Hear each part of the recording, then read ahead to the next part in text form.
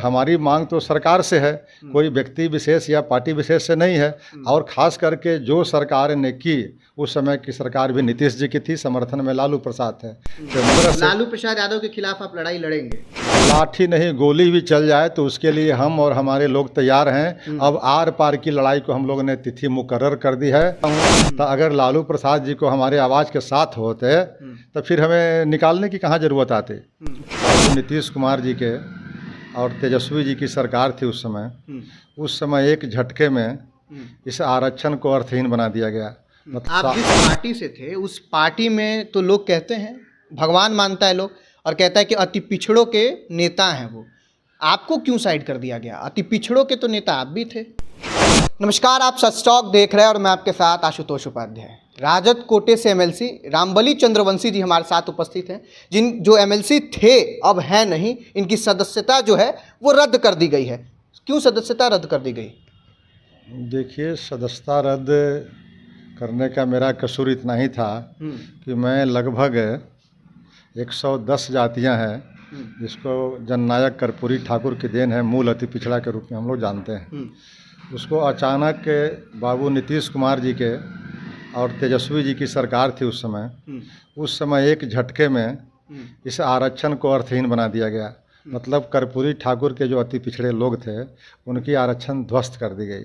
एक झटका क्या था कि अपेक्षाकृत जो 3 संपन्न जातियां थी, यथा तेली, तमोली और डांगी, इन 3 जातियों को उस मूल अति पिछड़ों में जोड़ दिया गया, जिसके वजह से इसका आरक्षण अर्थहीन हो गया। अब इसकी लड़ाई हम उस समय 2015 से लेकर के आज तक लड़ रहे हैं।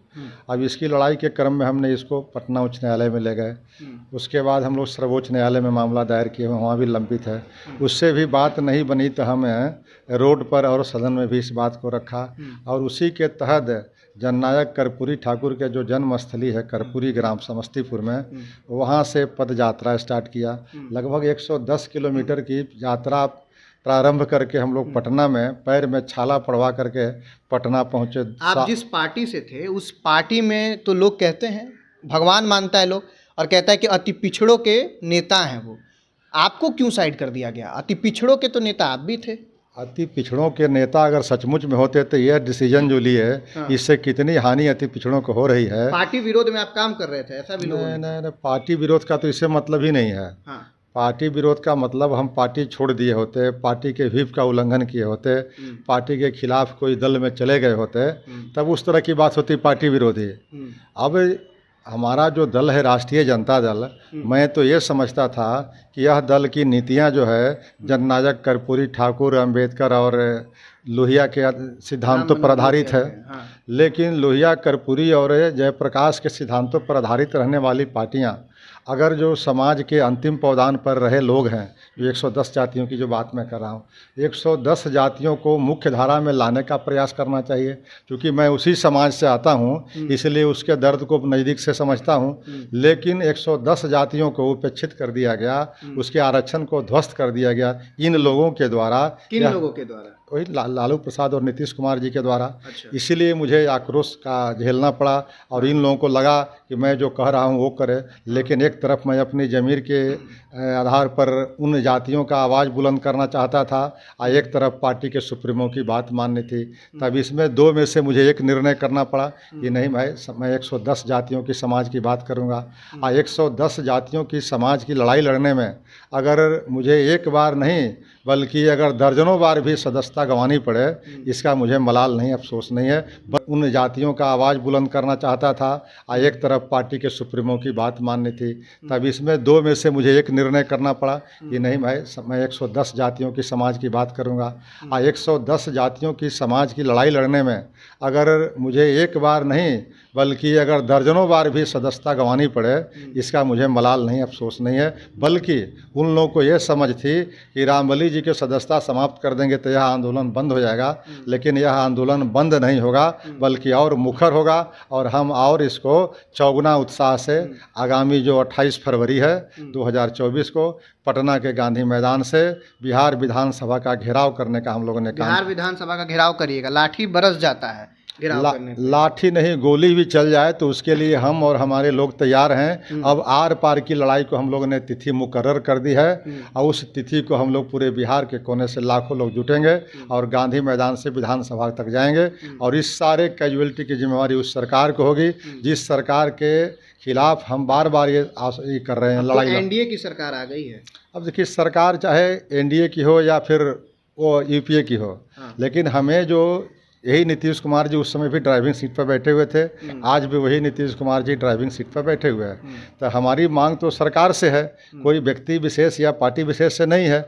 और ख़ास करके जो सरकार ने की उस समय की सरकार भी नीतीश जी की थी, समर्थन में लालू प्रसाद थे। तो मेरी लड़ाई तो वहीं से शुरू हुई है 2015 से। लालू प्रसाद यादव के खिलाफ आप लड़ाई लड़ेंगे?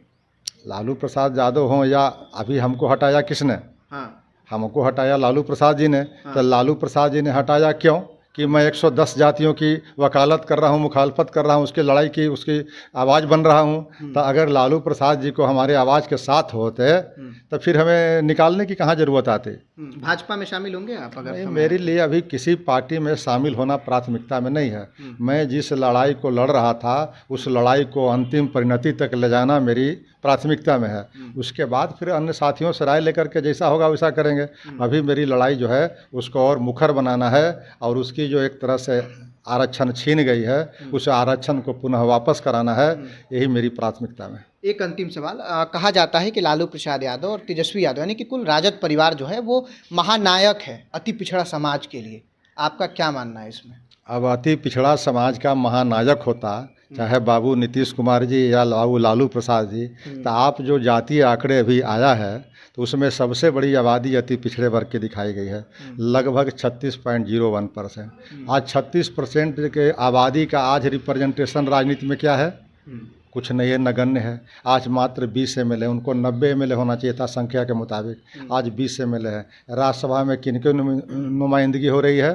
अति पिछड़ों को हो रही है। तो भाजपा ने तो की है, भाजपा तो कुछ हद तक सोशल इंजीनियरिंग की है। तो भाजपा के प्रति तो लोगों में रुझान थोड़ा बहुत दिखाई दे रहा है। आपका भी रुझान है भाजपा? मेरा रुझान व्यक्तिगत मैं नहीं कर रहा हूँ, लेकिन अति पिछड़ों की जब बात कर रहे हैं तो वहाँ 5 राज्यसभा के सांसद में 3 अति पिछड़ा के भाजपा ने नामित किया है। तो उससे लिए उसके प्रति लोगों में थोड़ी सी सहानुभूति की लहर है अति पिछड़ों के बीच में।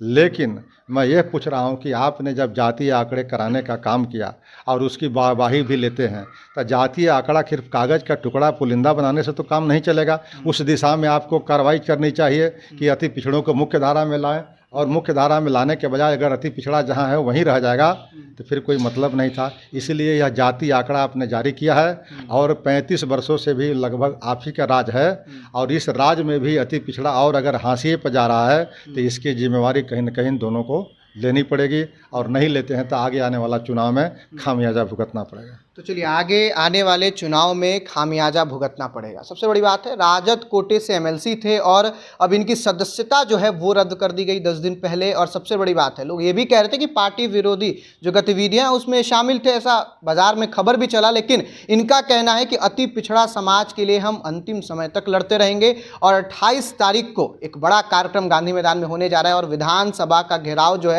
वो करते दिखेंगे। फिलहाल आपका क्या कुछ कहना है कमेंट बॉक्स में लिख के जरूर बताइएगा। आप देख रहे थे सच टॉक, आपके साथ आशुतोष।